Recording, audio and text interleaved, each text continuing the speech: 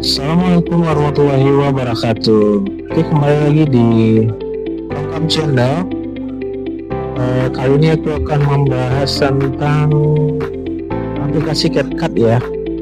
Aplikasi CapCut yang mungkin teman-teman banyak nih yang aplikasi CapCut-nya yang no internet ya.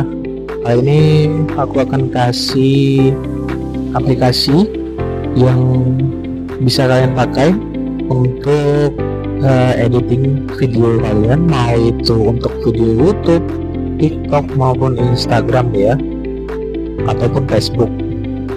Nah, kali ini aku akan kasih aplikasinya ya teman-teman. Jangan di skip videonya, karena di video ini akan ada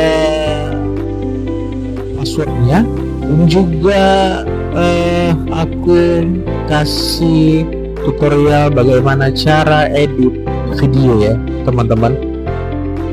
Oke teman-teman, selamat menonton ya.